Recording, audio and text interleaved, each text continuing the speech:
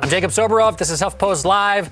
The Oscars might be months and months away, but the buzz has already started. Traditionally, it starts after the Toronto Film Festival, which just happened up in Canada, our neighbor to the north.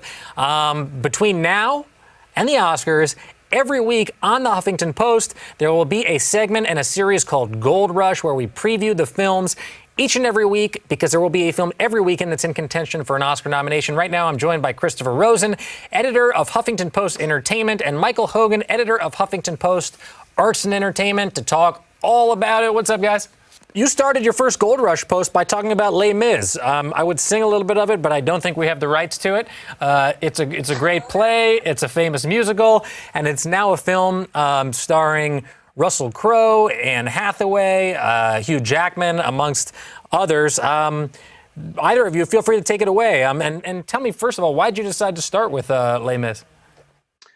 Well, you know, there was an extended trailer, or a featurette, if you want to use that horrible word, that came out toward the end of last week, and Universal's definitely dreaming a dream of armloads of Oscars.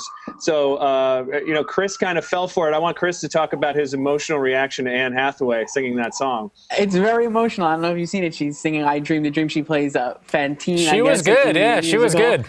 And she's incredible. And I guess she's already, no one has really seen this yet, but based on what we know and everything, she's already seemingly a front runner for Best Supporting Actress, because, spoiler alert, her character is not going to last the entire film. But, everyone kind of knows that, because Les Miserables is a classic, musical. So, but yeah, she's already got a lot of great buzz. And I think, the featurette, I hate that word also, but it's a great, it does a lot of things. It makes the film look incredible and very epic, and the songs are all great. And it plays up the fact that all the actors and actresses in the film are singing these songs live. Most of the time what happens is you sing to a track, like in a music video. So They record the audio of the movie, of the musical, in advance.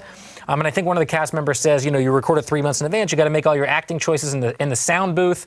And this is way different, because I'm going to give you guys a little secret. We wear these earpieces, these little tiny things, during the show, so we can get yelled at by our bosses. And in the movie, they do the same thing, and they wear them. And what they're doing is they're hearing the track, a piano that's being played live, and they're singing live during the actual on set. Michael, does the fact that it's a musical come into play here? Because I think I'm right. Chicago was the last musical to win Best Picture? Is that right?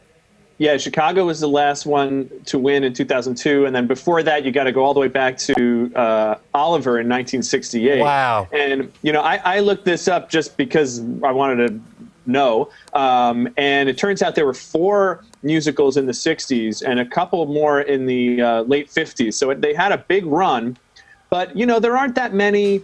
It may be a little bit of a misleading statistic, because there aren't that many high-profile musical films that even come out, I think. So I think that it certainly has a chance. Tom Hooper has already been to this party. He won for The King's Speech. But I also think that 3 hours, or however, we don't know how long this is going to be. I'm assuming it's going to be close to 3 hours. Yeah. I'm